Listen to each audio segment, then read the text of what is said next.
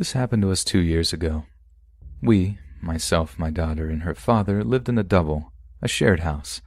This incident took place over a span of a month. One day, we decided to walk to the store as it was close to the house and a nice day. When we came back, we noticed someone had tried to pry off our locks off the door. There were obvious dents, blue marks, and a whole big boot print on our door, front and back. Someone wanted in bad. I have no idea why. We have nothing of major value and live in the neighborhood. We were gone for less than 20 minutes, so we're on edge. The person could still be around. After that, there are so many bizarre things that were happening.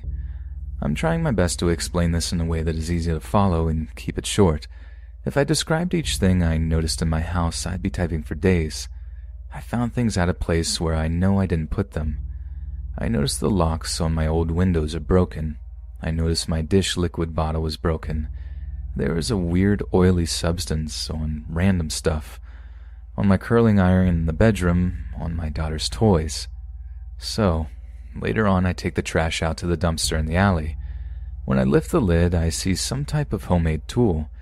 It was a short metal rod with a washcloth tied around the end, with a blue doctor's type glove on the end. I realize this is what the person used on my door to try and pry the lock. This is where the blue markings came from. What else is out here in the trash? I look into my neighbor's dumpster just because. What I found made my heart sink. In their trash bag was my belongings, the most random. My title to my old car, which was in a duffel bag in the top of my closet, some of my clothes, makeup, household items. At this time, the woman who lives next to me sees me discovering this. The man and her who live there start arguing loudly. She walks out and across the street. He is standing in his doorway giving me a death look. I was so angry and scared, coming to the realizations these people had been in my house. I look up at him and say, "I know you guys have been in my house now." And his response, "I didn't steal anything," with a smirk. A quick description, a shirtless, fat, redneck old white guy. I'm losing it.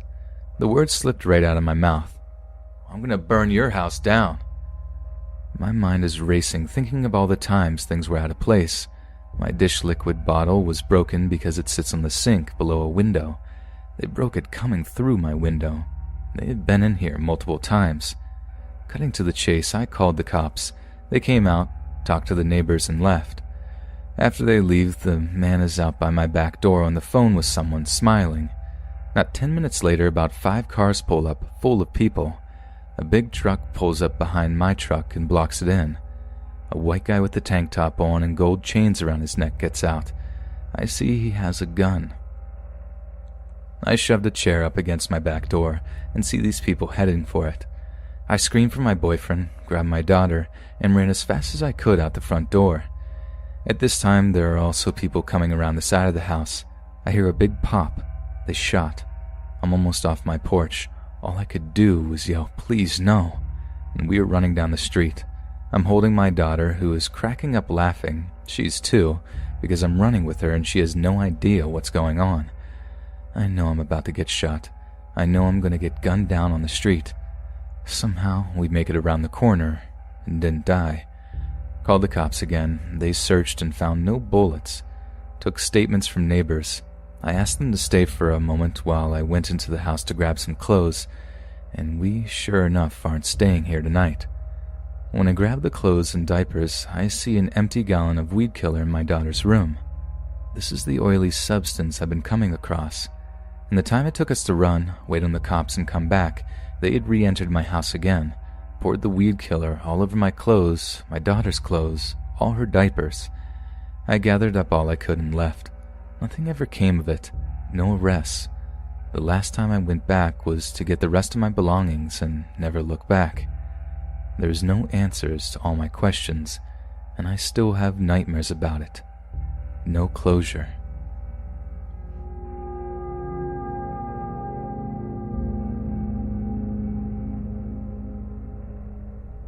I've always had this feeling that someone was watching me ever since I moved into my family's house 8 years ago. At first I thought I just watched too much ID investigation and I was just being paranoid. But I could not help looking over my shoulder when I would walk to school or to my bus stop. When I would walk to school, I was always scared in the mornings when it would be dark during the winter or fall, because where I live is just vast country lands. I live in Canada, and although not much crime happens in my neighborhood, I never could rid myself of this eerie feeling. Even when I would come home from school, being home alone did not help. I would triple-check my windows and locks to make sure everything was locked. However, in my basement, our garage door was never fully locked since the door hinge was broken and detached from the door. Therefore, it would never properly close. I always told my dad to fix this door, but because he would always go away for work, he never found the time to do so. Stupidly, I thought nothing bad would happen since my garage needed a 4-digit passcode to get in. On a side note, I just want to let everyone know that never under any circumstances put your birthday as your passcode for anything. Even if you switch up the date so that the day is first and then the month is second, do not do it because it will be obvious. Now, my theory is that he knew the passcode to my house. Therefore, he had free reign for several years to go through my things. At first, I thought I was being forgetful. Maybe I was the one who misplaced my underwear somewhere. Maybe I was the one who misplaced my favorite top, or maybe my dad accidentally donated it. But I should have known better. During my 4 years in high school, he never really contacted me. It was when I went to university that things started to change. Since I lived in the countryside, I decided to go to a university an hour away.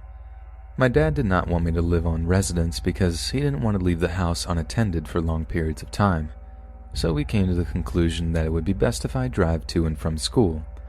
Now, I would leave for university very early in the morning, around 6 a.m., and come back around 6 p.m. at night. I stopped being aware of my surroundings at this time because I would be tired from my 12-hour days, and now that I wasn't walking alone, everything would be fine. When I would come home from university, I would find certain things moved in my house. Now, I am a neat freak, and I might have mild OCD, so I like things a particular way in my house. When little things like my makeup or candies would be moved, I thought it was odd and would frequently bring it up to my dad, but he would just say that it must have been me who was doing it, but it wasn't me. During my second and third year in university, I started getting weird notes in my mailbox. The writing on these notes looked almost childlike and would always be written in blue ink. I have those country-style mailboxes at the end of my driveway where the little red flags go up whenever we get mail. From my way back from university, I would always check the mail, and sometimes I would find these letters. The letters would never be long. In fact, they would only be 1 to 3 sentences that would contain odd questions like, "Where are you? I wonder what you do while you're away from home. How do you find university? It must be tiring driving that long. Did you make new friends? Do you still hang out with your best friend? You dress differently now. Why is that? I miss the scarves you used to wear. You don't close your curtains as much anymore. Why don't you look for me?" These letters would always come once a month at the beginning of the month. I would show my dad, and at first he would say, "Oh, maybe your cousins are just pranking you, or could it probably be your friends, maybe?" But every time I would ask my friends or cousins, they would give me this confused response saying that they never sent me any letters. Now that I am in my 4th year at university, the letters do not come as frequently, but 2 weeks ago something happened that makes me think things are escalating. I came back home from university at 7:45 p.m., and it was fairly dark outside. I saw that my mailbox flag was up, so I checked the mail, and it was just bills. At this point, I haven't gotten a note for a little over 3 months, so now I'm thinking maybe the notes will not come anymore. As I settle in for bed, I change into my PJs and check the locks as usual. As I checked my front door lock, I looked out the glass panel of my door and saw that the red flag in my mailbox is up. It's 10:30 at night. No way the mail could have gotten dropped off, and plus, I just checked the mail. I called my dad and tell him about it, and he said not to freak out, and that maybe one of our neighbors accidentally got our mail and just dropped it off since this happens frequently. I stay on the phone with my dad as I quickly run down my driveway to check my mail. As I open the mailbox, I feel my heart drop because it's an unmarked manila envelope. I quickly run back inside and open the manila envelope, and although there is no written note, I find something more disturbing. It is a pair of my old blue panties that I haven't seen in years. At this point, I scream, and my dad tells me to hang up and call my aunt, who is a police officer. My aunt comes over and checks the inside and outside of my house, but she can't find anything. She tries to jog my memory and asks if I know anyone who could be doing this, but I honestly have no clue. My aunt told me to keep all the letters I get, and she has been staying with me for the days my dad is out for work. My dad is thinking about installing security cameras, and hopefully we can catch whoever it is that way. But what else can I do? I'm so paranoid and scared because I don't know who this person is, but I know he has been stalking me for a while. That underwear he sent me were ones I had while I was in high school, and I lost that pair when I was in grade 10. The fear of the unknown is getting me so much that my anxiety is not letting me function normally. I just don't know what to do.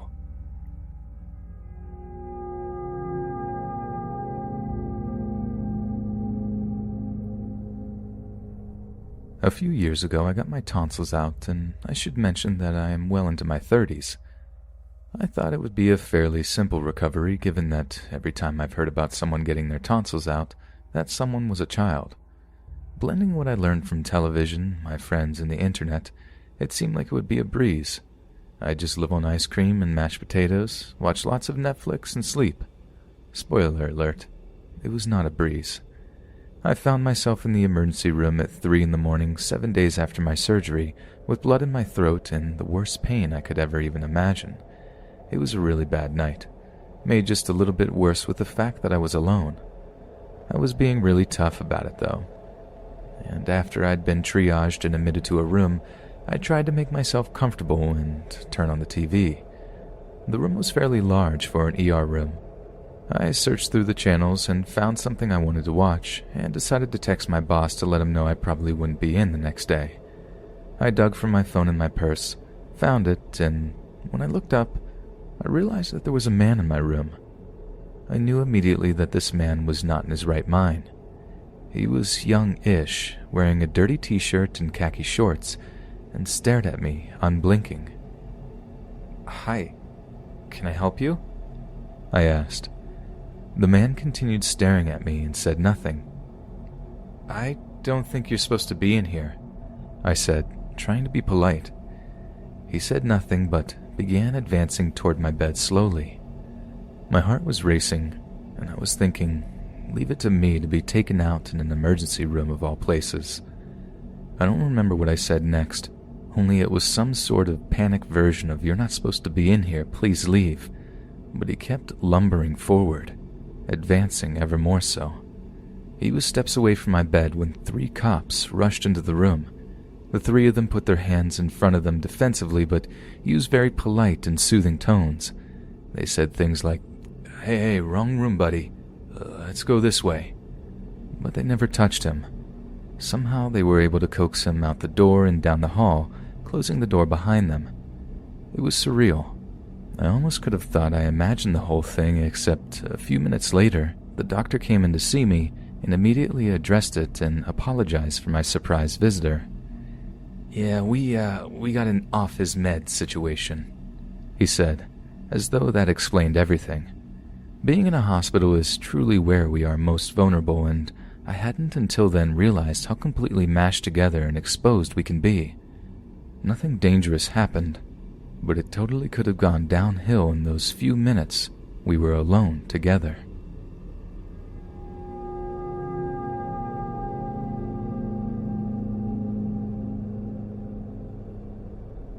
I'm a female and I drive for Lyft at night.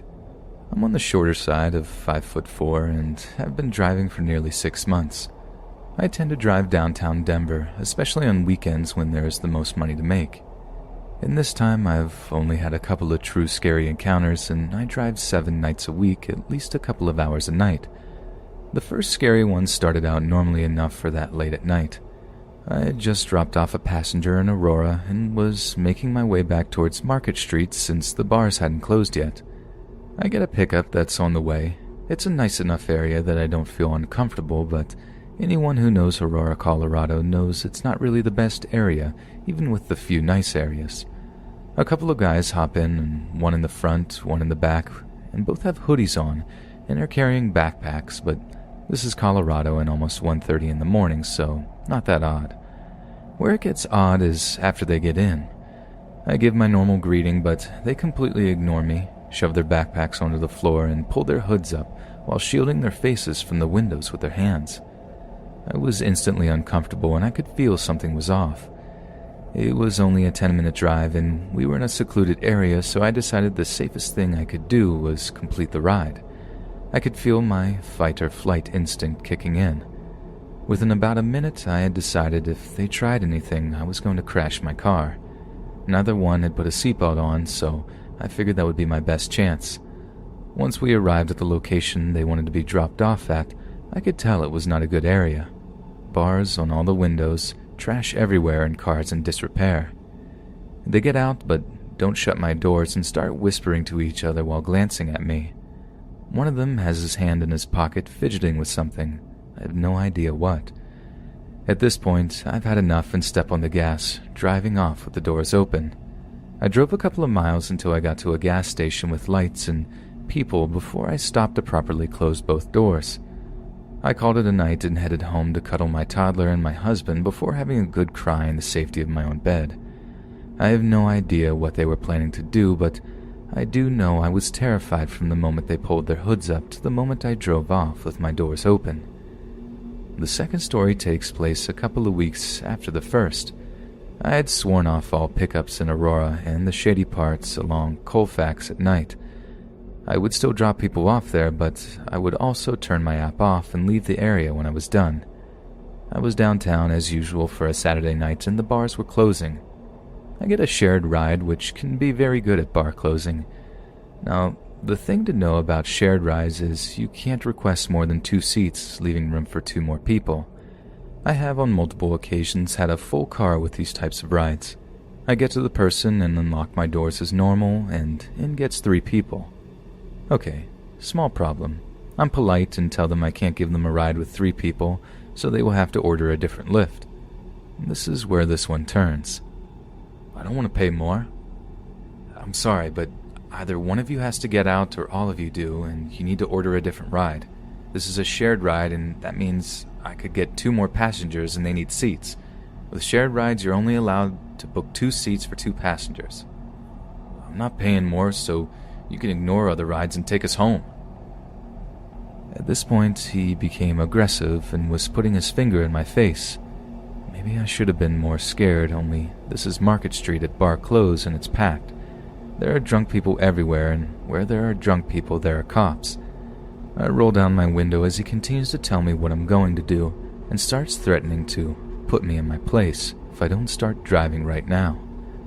I didn't catch the whole thing since I had made eye contact with a cop and was focusing on getting his attention. Okay, now you have a new choice. You can all get out, or I can get that cop right there to get you out. Said cop was making his way over, seeing something was wrong. They all jumped out, the guy flipping me off, and they disappeared into the crowd still looking for rides. The cop stopped to ask if I was okay, and I gave him a short rundown of what happened and thanked him for coming over. I headed off to my next ride, who was a very polite gentleman. In both cases, I reported them to lifts so I wouldn't get paired with either again. I also carry a foam pepper spray for defense and have a dash cam that records the interior of my car now. Since that last one, I haven't had any issues, so there's that.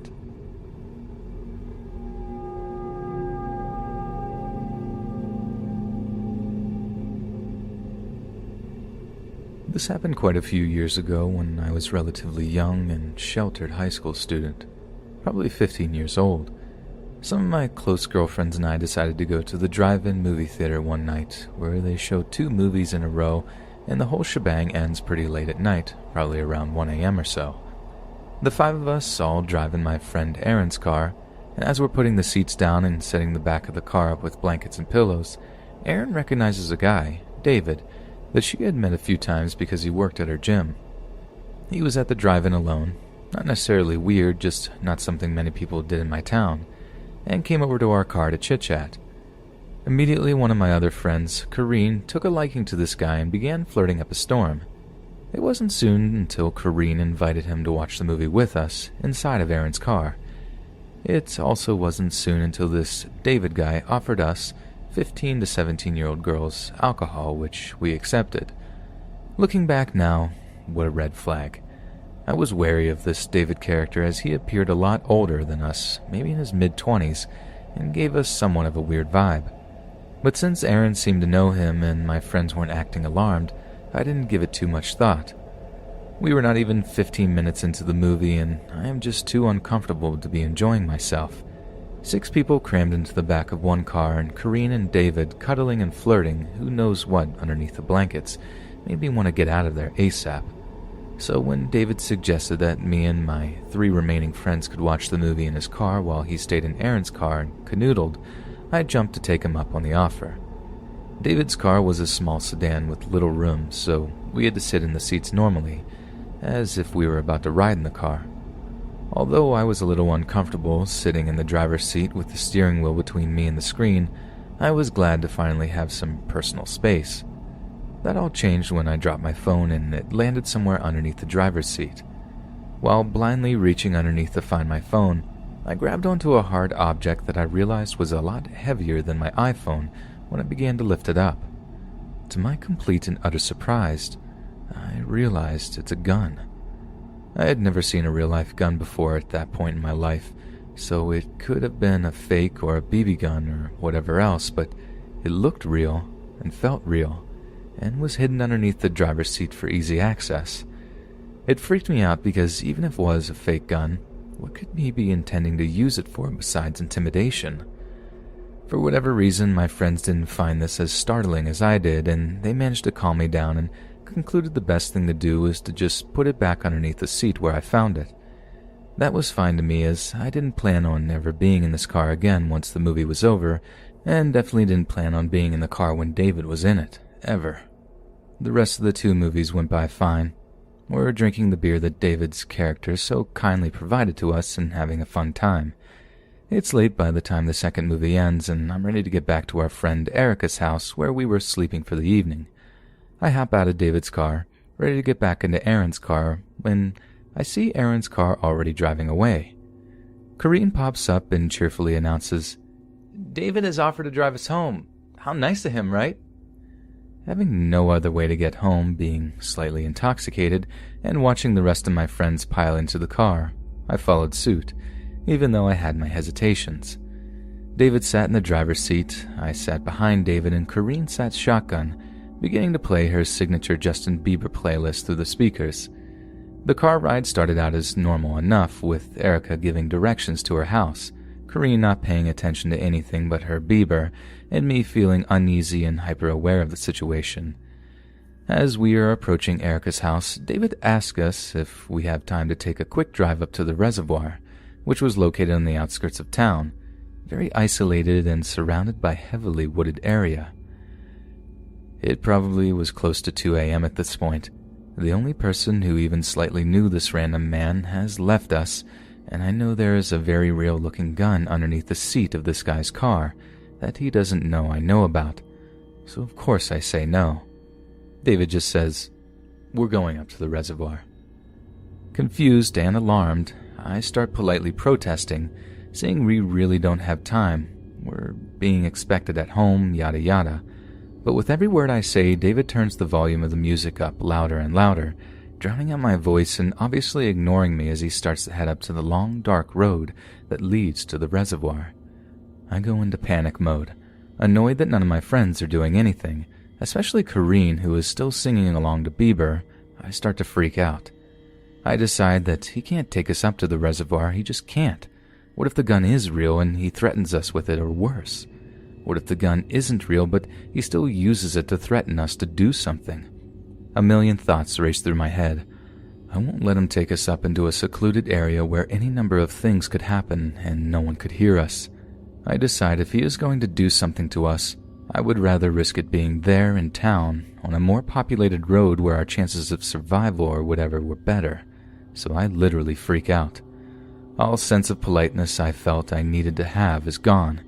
I start kicking the back of his chair with both my feet, screaming at the top of my lungs that he needs to take us back now. I roll down the window and start shouting, trying to cause a scene, doing anything I can to try and stop this man from driving us up to the middle of nowhere. I don't stop kicking and screaming until he relents, almost scoffs and says fine, as if I was some crazy lady completely overreacting to the situation. I don't care what he thinks. I'm just relieved he has turned the car around and is actually taking us back to Erica's house. Once we get there and run out of the car, we wake up Eric's parents to let them know what happened, since this guy now has one of our addresses. I didn't sleep that whole night, and my friendship with Corrine was irreparably damaged from her putting me in such a terrifying situation, just 'cause she had the hots for this guy. The Let's Read podcast is brought to you by Robinhood.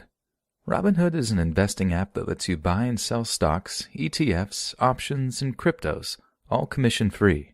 They strive to make financial services work for everyone, not just the wealthy. It's a non-intimidating way for stock market newcomers to invest for the first time with true confidence. Simple, intuitive, clear design with data presented in easy-to-digest ways. From my experience with Robinhood, I've noticed other brokerages charge up to $10 for every trade, but Robinhood doesn't charge commission fees. Trade stocks, and you keep all of your profits. The Robinhood web platform also lets you view stock collections, the 100 most popular sectors like entertainment and social media, and curated categories like female CEOs, and analyst ratings of buy, hold, sell for every stock. Learn how to invest as you build your portfolio. Discover new stocks and track your favorite companies with a personalized newsfeed. You'll get custom notifications for price movements so you never miss the right moment to invest. Robinhood is giving listeners a free stock like Apple, Ford, or Sprint to help build your portfolio. Sign up at letsread.robinhood.com. That's Let's Read, LETSREAD.robinhood.com.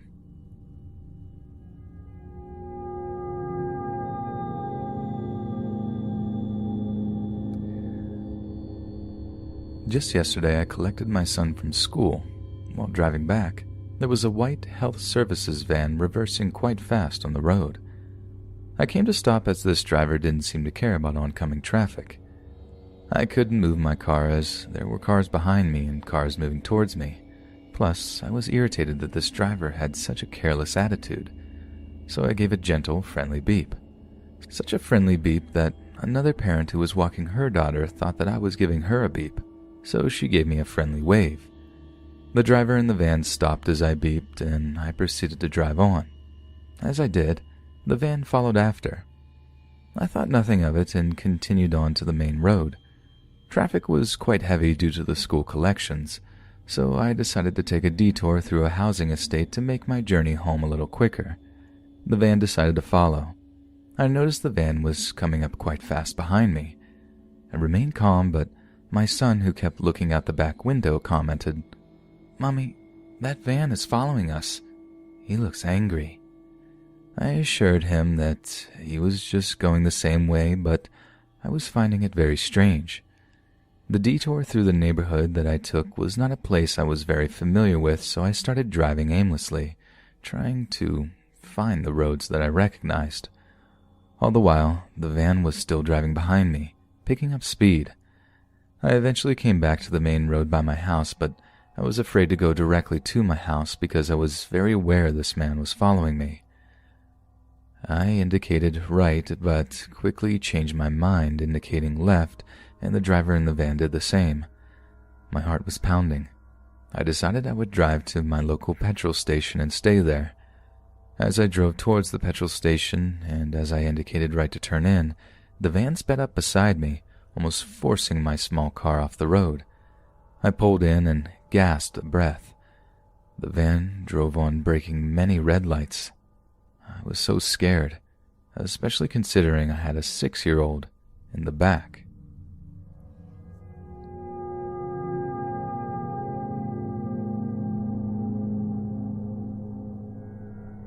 When I was around 16 or 17, I worked at a local Tim Hortons store for some extra cash. Nothing too unordinary, just a lot of old folks coming to get their coffee and morning office runs. It wasn't until I started covering midnights for people on the weekends is when a strange man started appearing randomly. It started with him picking up money from the drive-through lane, which is, by law, illegal. He was talked to and stopped picking up the change, but at night in the drive-through cameras there were always 2 pinpricks of whitish-greenish lights coming from the garden, and whispers in our headsets that none of us would admit to. I always thought it was my coworkers playing tricks on me. I mean, we had a lot of jokesters. The whispers would say things like, "I'll skin your bones," and "You enjoy your last bagel." I always got a bagel on break. It made me shiver at the thought someone was always watching, but again, it was most likely my coworkers. The man became bolder. He started ordering weird things like a biscuit, not toasted with butter, but then he wanted it toasted and soaked in coffee. One night he came in with blood on his shirt, and when we asked him if he needed first aid or an ambulance, he just said he needed to pee and that he was fine. My supervisor called the police right away as she came in from changing the outside garbages and was bawling her eyes out. She asked me as the phone rang if anyone had come inside, and I said, "Yes, a man. He went to the washroom, but I think he's hurt." She screamed as she realized it wasn't his blood. She told the operator, "I was changing the outside garbages when I saw a man lying on the sidewalk. He was caked in blood and not breathing. I think the killer's in the bathroom." The police department was no longer than 5 minutes away, and they dragged the man out of the washroom. He was completely naked and trying to touch himself with the blood of the man he killed. I threw up when he started to get very aroused. The store was closed after that, and from what I know, it wasn't an aggravated situation, and even worse, I don't think it hit the news. I'm not sure why these things never hit mainstream media, but I feel like it's the company covering something up.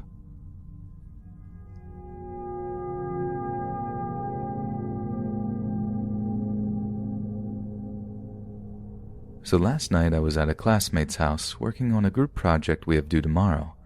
I live in an apartment in the town where our university is located, and my classmate lives at his parents' house, which is in the foothills just outside of town.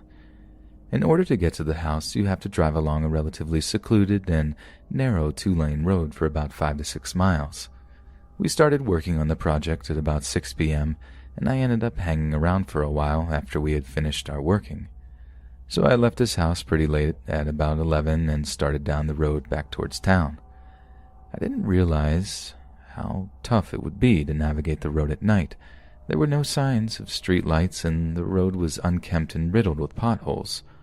On top of this, I had no cell service, so I had to drive very slowly to make sure I didn't blow out one of my tires, since I had used my spare a couple of weeks back. I figured I was about 3 miles from the house when I rounded a tight corner and saw a pickup truck with a camper shell parked diagonally across the road. The manner in which it was parked completely impeded my path, and I couldn't drive around it because there was a gully on both sides of the road. The only way for me to go at this point was backward, where there was a pull-off that I could use to turn my car around. At first, I couldn't see inside the cab, but when I turned on my high beams, I saw that there was a man slouched over in the driver's seat, his head resting against the steering wheel as if though he had been knocked out after a bad accident. I immediately sensed something was wrong. The way his car had just coincidentally come to a rest in a position that totally blocked the road was a big red flag for me. I had heard stories of people playing dead in the road as a way to lure unsuspecting people out of their cars so they could rob them. I decided, forget this, and elected to go back to my classmate's house and explain what was going on. I threw the car into reverse and kept my eyes darting back and forth between my rear view and the truck. I looked and saw that I was almost a pull-off where I could turn around. When I looked back, my heart skipped about 5 beats. The man who had been slouched over in the driver's seat was now walking at my car at a hurried pace, while a few other men jumped out of the camper shell and started moving towards me as well. I panicked and accelerated backwards into the pull-off, which messed up the undercarriage of my car pretty bad. As I put it into drive, the guy was already at my passenger side door, tugging on the handle, which, thank the Lord, was locked. I only caught a brief glimpse of him, but his face appeared to be scabbed and leathery, definitely a meth head or some sort of drug abuser. I sped away and didn't slow down at all until I reached the house, constantly checking my rear view to see if they were following. Thankfully, they didn't tail me, and when I reached the house, I explained what had happened to my classmate, and we called the cops. I was grateful that my buddy's parents were kind enough to let me stay the night. They didn't find anyone on the road matching the description, but I filed an incident report, and they told me they would be on the lookout for similar vehicles and suspicious activity. But my God, I'm still so shook up over it. I keep getting the same adrenaline rush I got when I saw the guys charging me whenever I think about it. Please share similar experiences you've had, as I would appreciate a good read or a good discussion to help clear my headspace.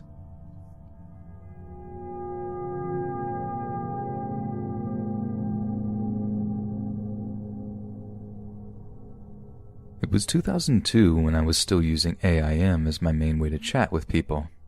That said, my AIM username wasn't published anywhere tied to my actual name. Now in college, we get a lookbook with pics and short summaries of everyone in our year. It shows proposed major, hometown, and dorm extension phone number. It does not give your AIM or where you live. Well, I'm a lesbian freshman from Texas at a small liberal arts Ivy college, so I'm far from home but nestled in a pretty tight-knit supportive community. Boy, did that come around to bite me quickly. So before college, I came out on a show. Back then, way less gays or something, I don't know. And anyway, I was getting recognized. So one day on AIM, I get a chat request from a user I don't know. That wasn't odd because it just happened sometimes, and it could have been a new friend or something. But no one at my college had my username. I had just started and was always kind of a loner. This person claimed to be a friend of a friend of a friend from home, and a fan of the show, and I thought it was weird. She found my AIM but didn't look much into it. She basically started out friendly and even seemingly into me. I wasn't into her. I didn't know this random person, and I had a girlfriend. I tried to let her down gently, but every time I did, she would go off on religious rants about how she isn't gay, and I'm going to hell for being gay, and she wants to save me. She would go off on these crazy rants, delete her username, and come back with a new one. Try to be sweet, and the psycho would start all over. This happened a few times. I thought she was a sad, bored, closeted troll, so at this point I'm basically ignoring her random usernames and incoming messages that are sometimes several a day. She was cycling on her own now, being sweet with kissy faces, angered at no reply, ranting about me burning in hell, then suddenly a new screen name. I just ignored them when they popped up. She finally got sick of being ignored, and one day she tells me, "I know XYZ. What I wore that day, the way I walk, all of these obsessive little details and judgments about myself, where I eat, my routine, the classes I'm taking." She then drops the bombshell that she actually is a student at my school, on my campus, my year. We had the same admissions counselor, same advisor. She told me her name, and I ran to the lookbook to see who this psycho was. I was terrified when I saw her photo. Not to judge a book by its cover, but she looked like the lady that killed Selena. Suddenly I couldn't block or ignore her, not fully. She was literally in my circle, by no choice of my own. After she revealed who she truly was, her rants got a little less crazy, way less burning in hell talk, thankfully, but now I'd meet people and they'd go, "Oh," and mention her name, "was talking about you. Man, she's a great person. You guys are close. I'm so glad." Always them saying how amazing she was and how lucky I am to have found such a cool friend. Always. I didn't know how to react. I wanted people to like me, and to go around screaming week 3 of college that Selena Killer is crazy and she's stalking me just makes me sound crazy, especially since there's this weird false comfort of being in a predetermined or pre-selected group. It's this idea that people have been vetted or something, I don't know, it's hard to explain. Suffice to say, me calling her out about this to our peers wouldn't have exactly pegged me as someone who fostered a sense of community. I asked her how she got my username, why she was watching me, etc. She told me she got it from the flip book. Not possible. And that she wasn't watching. It's just a small school. It's not that small. And that I surely think highly of myself. So now I'm thinking maybe I am just being arrogant and paranoid, and I have no idea. One day at 2 a.m. my phone rings. It doesn't stop. Dorm phone, so no answering machine. I finally answer, annoyed, and it's the girl. I'm freaking out, and she so casually says, "Hey, I'm on my way." "What?" "420, right? That's your dorm room, right?" I flip. I yell, "Do not come here." I hang up the phone. It continues to ring, and I freak out so much I unplug it from the wall. I think she got my dorm from stalking me, but how she got my AIM I still don't know. No one had it on campus at that point, and I searched everywhere for any connection of my name to my username and found nothing, and I don't know when she saw me and put me together with the show and exactly when or how her obsession started. She continued to be a psycho for all 4 years. I mean, maybe I overreacted, but I was far from home and only in my first couple of weeks at school. First time adulthood, all that, and suddenly I was always looking over my shoulder.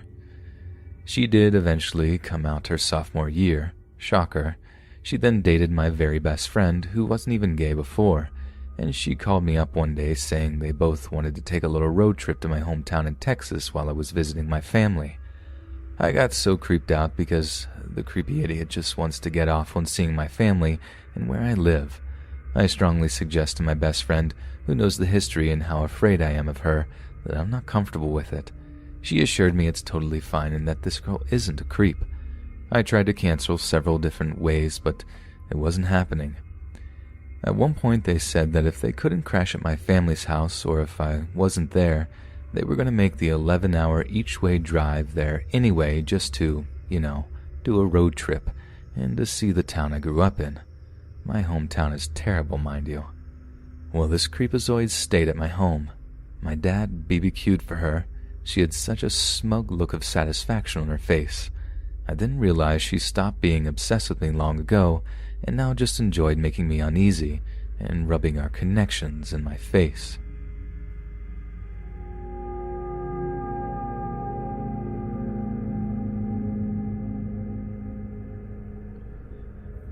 This has been happening over the course of the last few days. Sorry if it's a bit confusing to read. I've been a little shaken up by it. A bit of backstory. I just moved and left everyone behind in Florida, and I'm about 1,600 miles away, so I'm living alone with just my dog. I've been working at this place for 2 months now, and at my old store I never had this problem. I work at a popular restaurant and fast food chain, and there's this guy who comes in every day. As per new company rules now, we have to be overly nice to customers, and they want us to be on first-name basis with our regulars. Whatever, I can do that. I'm actually really good with customer service. So we introduced ourselves the other day. He's a really nice guy, easily 37 of 42 years old. Found out last night he's actually 47. I came in the other day to work, and I patted him on the arm as I walked by and said hi because I'm a nice person. Well, this past Thursday, on October 11th, he comes in and instead of sitting in his usual spot with his coworkers, they all sit next to our takeout window, which is where I was working. This guy gives me his business card, tells me to text him later, winks, and sits down and proceeds to casually look over at me and watch me occasionally. I told a few of my managers and everyone laughed at me. I was so uncomfortable until he left. I went home and started to think I may have overreacted to the situation and tried brushing it off. I mean, the guy just assumed I was interested in him because I was being nice. Fast forward to yesterday, October 13th, the creepy guy got worse. He came in and I was on the cash register, so I had to interact. First thing he said to me was, "I'm sorry if I was too forward the other day." I said it was fine and started ringing out the next person. He left. I went to our takeout side again, and lo and behold, he's sitting there. Great. I try avoiding him at all costs, but he's full on staring. He waves at me and asks why I never texted him. I showed him my hand with a fake engagement ring on it. My mom, boyfriend, and I all agreed this would be the easiest way to stop this. This is why me being alone is important. They're both back in Florida and can't help me much. And he said, "Oh," and left me alone. Then he came up asking for more ice, and someone else got it because we knew he just wanted me to get it. He asked me directly so he could talk to me. Then he came back and asked for toothpicks, asked me directly again. Again, someone else got them. Then he left. Coworkers are starting to understand why I'm freaking out in the back trying to avoid him. Fast forward to 3:15. Mind you, I'm off at 4 and freaking out at this point, and he comes back for a bag of chips, alone. He sat in the corner where I couldn't see him, then he moved to the takeout window again, then moved back to his hiding spot. Then he came up to the window while I was there. I said hi. He didn't answer, just stared at me for a solid 30 seconds, then walked away. Then I saw him leave at like 3:45. I was relieved, but had to have someone walk me to my car, and then I went to buy pepper spray. All the while, my general manager was making fun of the situation the whole time, and another manager that didn't witness his crazy said, "I don't believe that. He's a nice guy." My coworker went off on him. Thanks, Jenny. The one most messed up part of all is my manager refused to ban him from the store after admitting that what he was doing was creepy. I talked to my old manager back in Florida about it, and he said after the first incident, he'd have banned the guy. So now, I'm still forced to interact with him. Hey friends, thanks for listening. Be sure to subscribe. Hey friends, thanks for listening. Be sure to subscribe and click that notification bell to be alerted of all future narrations. If you got a story, be sure to submit them to my subreddit, r/Let's Read Official, and give and receive feedback from the community, and maybe even hear it featured here on the channel. And join my Discord to interact with me directly and all the great people of the community.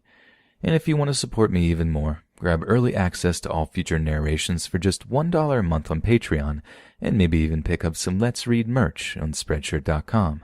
Links in the bio. Thanks so much, friends, and I'll see you again soon.